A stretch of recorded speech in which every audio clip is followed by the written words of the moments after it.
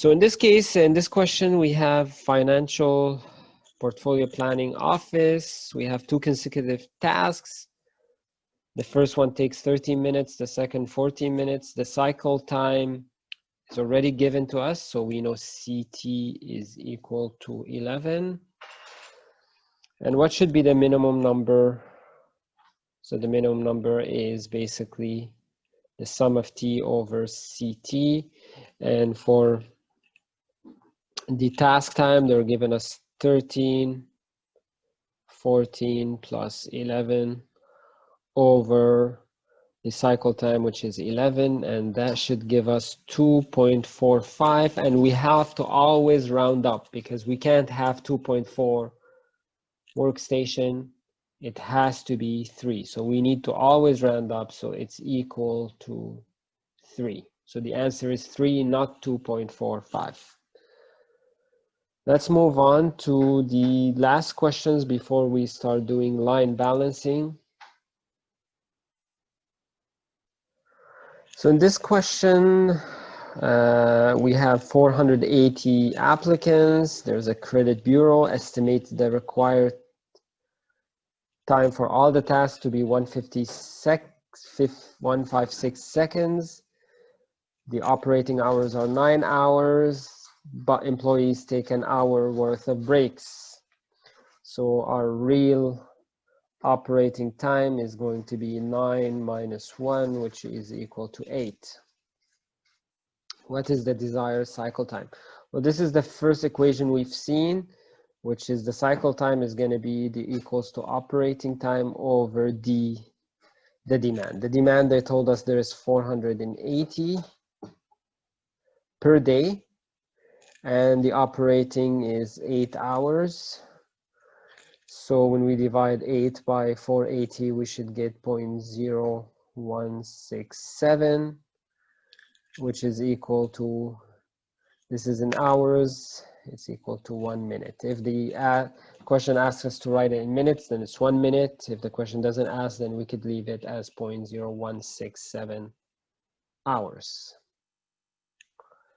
So that basically concludes the questions on calculating the cycle time. Now let's move on line balancing. The idea here is we're going to have set of activities. So they're going to give us a set of activities. So maybe A, B, C, D, and a time for each activity. So maybe this. So we're going to get a time for each activity. And we want to figure out which activities to have in which workstation. We want to calculate, sometimes we need to calculate the percent of idle time and the efficiency. So this is basically a typical question we're going to see for line balancing. So they're asking us to perform line balancing. Again, you could pause the video if you want to read the question. So assuming a cycle time of 40 minutes, so they're giving us CT here. So it's 14 minutes. And they're telling us to use the most followers rule, then the longest time. What it means when we say the most followers, it means that we're going to compare between all our activities, and the activity that is followed by more activities will have preference. Followed by the longest time. If we have a tie on the most followers, then we will pick the activity with the longest time. The network is given below, so this is the network of each activity is written in minutes, so the time for each activity is written in minutes right here. So how do we know the most, the number of followers? So A is followed by B, D, F, G. So 1, 2, 3, 4 followers. So at least there's 4 followers to A. Now B has 1, 2, 3 followers. So B has 3 followers. D has 2 followers. 3 has 1 follower. And G has 0 followers. C has E and G as followers, so 2, and E has G as follower, and G has, again, 0 followers. Just one thing is A has 4 followers on this path and has 2 more followers on this path, so it has 6 followers in total. So 1, 2, 3, 4, 5, 6. So A has 6 followers, not 4 followers. So there is 6 followers in total. So now, how do we do this? We'll start with the cycle time. So we have 14 minutes available for us in terms of cycle time. When we start these tasks, we know that there's a sequence in these tasks that we have to respect. So we can't just choose G because G happens last and it cannot happen until F and E and D and B and C and A are done. So we have to respect the sequence. So we always have to start with A. And nothing can start before A because B depends on A and C depends on A. So we have to basically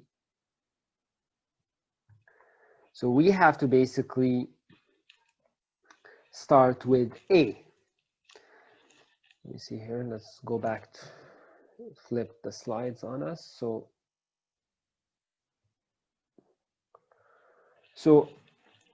we have to start by A. So the eligible activity in this case, so we have to build a table, and everybody needs to do this. This is very important. We have one column that says time left, then, this is the first column. The second column says the eligible activity, then we'll have a will fit column, then tasks chosen column, and then finally the idle time. So time left, since we are starting with the cycle time, so it is 14. We still haven't used any of the cycle time. The eligible activity, only A. And the question here, A takes 2 minutes. Does it fit in the 14 minutes? It fits, so we say A will fit.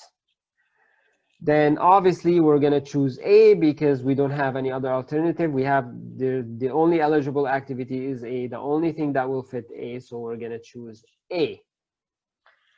Then the time left now that we used up 2. So we used up 2 minutes, so the time left is 12.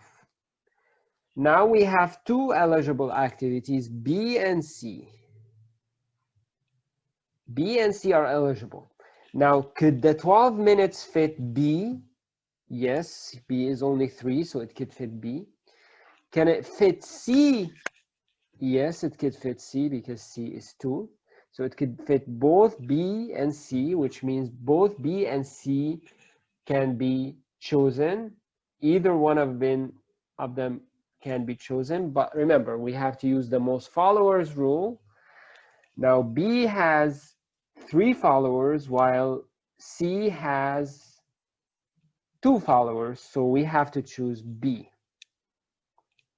And we put an asterisk here because we're using the most followers rule on this case. So here we're going to put an asterisk when we choose an activity with the most followers based on the most follower rule.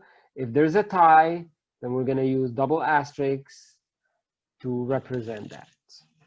So now 12 minus 5, so this 12 is not, so this 12 is actually the 14 minus 2 of the previous example, and this 7 is 12 minus B, which was chosen, which is 5, this 5 right here. Now once B and A are chosen, so now we have to move on to C and D. The next one, D, could be chosen because B is already done. So we have D and C, and it will fit both again. D is only 4, and C is only 6, and both of them could fit in a 7. So both of them will fit. We will take C, and there is a tiebreaker here. So when we look at D and C, both of them have 2 activities following.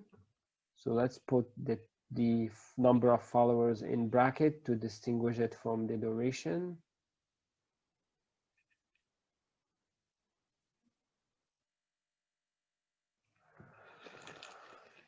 Okay, so we have C and D, and both of them are tied. So C have 2 followers and D has 2 followers. So we go by the longest duration, which happens to be C. If both of them they have the same duration, then we could arbitrarily pick one, just randomly pick one. Doesn't matter which one we pick.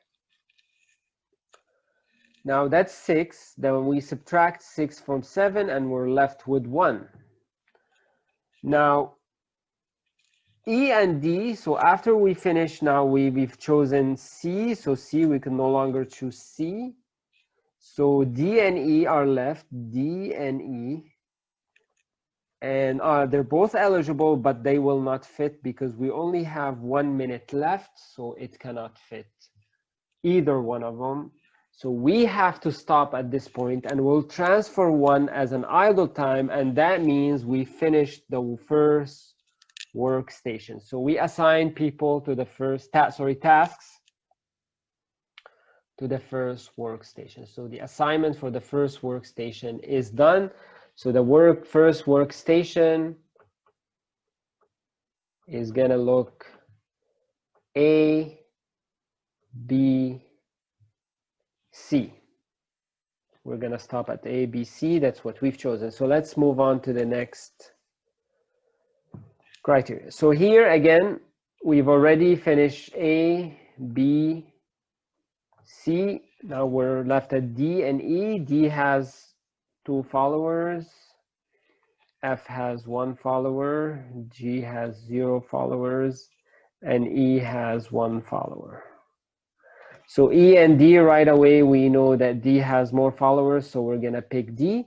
Now remember, we start from a new CT because we are starting a new workstation, so we start with 14 here. And we subtract 14 from 4, we're left out with 10. D is gone.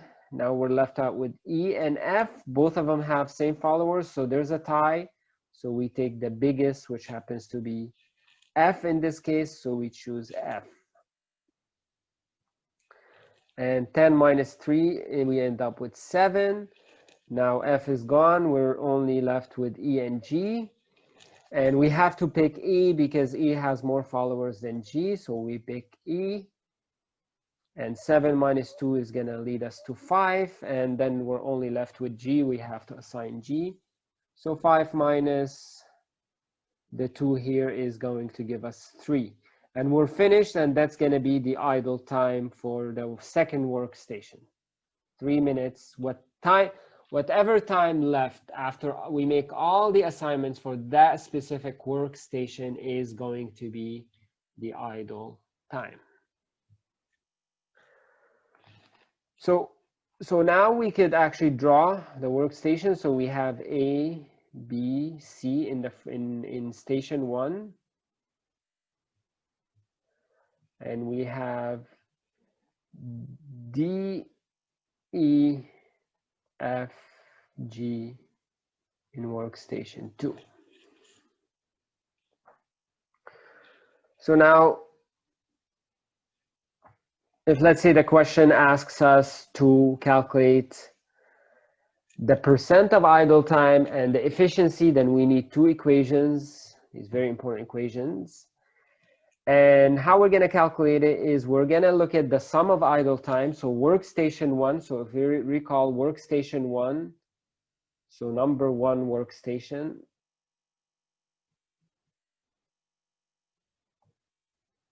Number 1, there was 1 minute in idle time. For workstation 2, there's 3 minutes. So our total idle time is 1 plus 3 is equal to 4. So sum of idle time is 4. Now the percent of idle time is going to be this equation right here.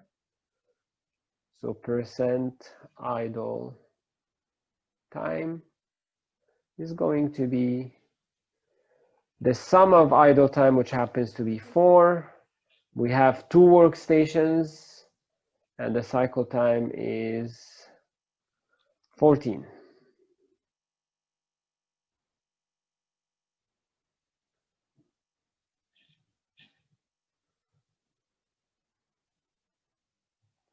Just getting back to the slide.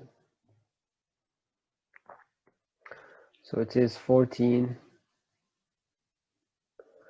So 2 times 14, and it's going to give us a percentage of idle time of 14.29.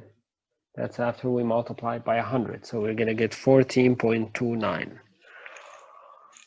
Now, if the question asks us for the efficiency, in this case, the efficiency would be just, let's erase this. It's not working. So the efficiency would be 100 minus idle percentage, which happens to be 100 minus 14.29, which is going to give us 85.71%. So that basically ends the question. So this we just use the cycle time to count the cycle time, the number of workstations, and the sum of idle time. And remember, we would have not known what is the sum of idle time if we didn't do the line balance. So we need to do the line balance. So to recap these questions, what we need to do is to do the line balance. We need to know the cycle time. Sometimes the cycle time is given to us. If it's not given, then other information will be given, like the operating time. And that's how we calculate the cycle time. Now, the percentage of idle time is going to give us an idea how much idle time there is. The efficiency is going to tell us how efficient our system. So if you're aiming for high efficiency, probably you would probably try to improve the cycle time, so you could improve the efficiency, or maybe so it's probably a cycle time is the main thing that you could improve, and in order to improve the efficiency of the system. So that concludes our topic on the videos on process design. We've talked about the different types of processes. We've talked about the different layouts. We've talked about the cycle time, and then finally the line balancing. So see you in next videos.